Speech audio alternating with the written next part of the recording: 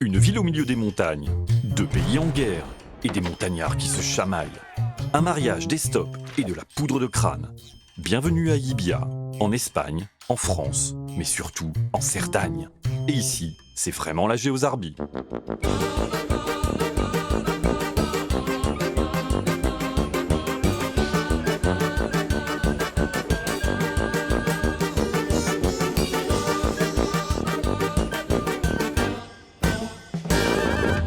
Guerre sur un plateau.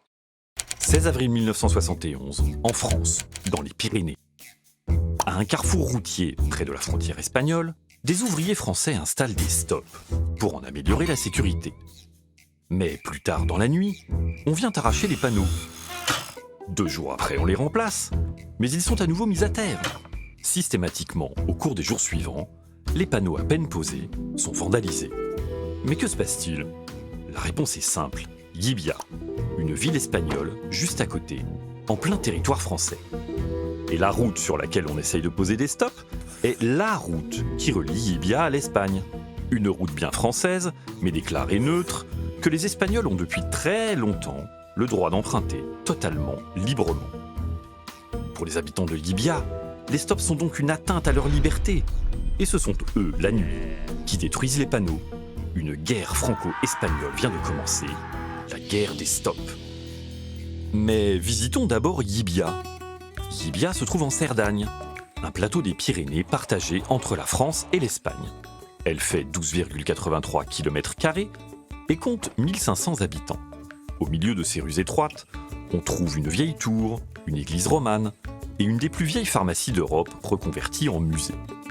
On peut y apprendre que jadis, on utilisait de la poudre de crâne humain ou des escargots broyés vivants pour se soigner. Burk. Llibia est donc enclavée en France et reliée à l'Espagne par notre fameuse route neutre. Cerise sur le gâteau, Llibia possède aussi des pâturages en territoire français. Comment Llibia s'est-elle retrouvée de l'autre côté de la frontière ? Pour le comprendre, un petit cours d'histoire s'impose. C'est en 1479 que l'Espagne que nous connaissons voit le jour, par l'union des royaumes d'Aragon et de Castille. Et à l'époque, la Cerdagne dont Llibia fait partie est un paisible comté autonome disputé entre Français et Espagnols. En 1493, l'Espagne finit d'ailleurs par l'emporter. Mais à l'époque, en Cerdagne, on ne se sent pas vraiment espagnol. Plus tard, en 1528, le roi d'Espagne Charles Quint décide de donner à Llibia le titre honorifique de ville. Ça a l'air anodin comme ça, mais en fait pas du tout, vous verrez. En attendant, le temps passe, et au XVIIe siècle, l'Espagne du roi Philippe IV est devenue très puissante. Elle possède les Pays-Bas, a des alliances en Europe et un empire en Amérique. La France se sent alors menacée. La guerre inévitable durera 23 ans jusqu'à la victoire des Français en 1658. Entre-temps, Louis XIV est monté sur le trône de France. Après la guerre, le 7 novembre 1659, Louis XIV et Philippe IV signent le traité des Pyrénées. Ce traité promet une paix perpétuelle entre les deux pays. Il programme aussi le mariage de Louis XIV avec la fille de Philippe IV, et il prévoit enfin que la frontière franco-espagnole suivra désormais les Pyrénées. Et c'est d'ailleurs pour ça que le traité s'appelle Traité des Pyrénées. Logique. Et ce nouveau partage coupe la Cerdagne en deux. 33 villages cerdans, dont Llibia, doivent alors revenir à la France. Mais au dernier moment, les Espagnols font remarquer que l'accord ne concerne que les villages, et pas les villes. Et que Llibia, qui est une ville depuis Charles Quint, souvenez-vous, ne peut donc changer de main. Les Français piégés acceptent. Mais à condition que les Espagnols s'engagent à ne jamais fortifier Llibia. En retour, les Français promettent de laisser le passage libre sur le chemin de Llibia à l'Espagne. Oui, le même chemin que la route neutre de la guerre des stops. Voilà l'acte de naissance de l'enclave de Llibia. Malheureusement, la paix perpétuelle promise par le traité ne se réalise pas. Très vite, et jusqu'au début du XVIIIe siècle, la France et l'Espagne se font la guerre, par 5 fois. Et puis, en Cerdagne, on se chamaille. Les Cerdans n'acceptent pas le partage de leur pays et résistent aux colonisateurs, qu'ils soient français ou espagnols d'ailleurs. Mais ils profitent aussi de la situation. À Llibia, grâce à la route neutre, on pratique la contrebande de sel, de céréales, de métaux ou de bétail avec la France. Arrestations et confiscations sont régulières. Mais les Cerdans, qu'on décrit à l'époque comme un peu pandards et prêts à découper leurs ennemis, ne se laissent pas attraper si facilement. Il faut attendre la Révolution française pour que la situation évolue.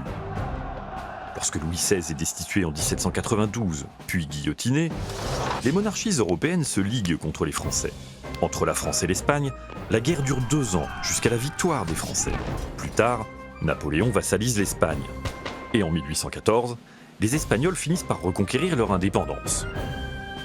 Cette époque de lutte passionnée consolide les identités nationales.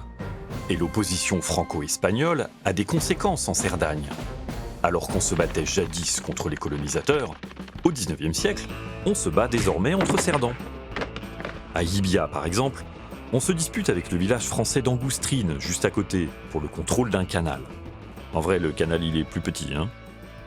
Les habitants d'Angoustrine tentent aussi d'empêcher le bétail de Llibia d'accéder librement à ces pâturages, qui sont, rappelez-vous, loin de la ville. Les bagarres sont parfois violentes. Et il n'y a pas qu'à Llibia ou en Cerdagne qu'on se chicane.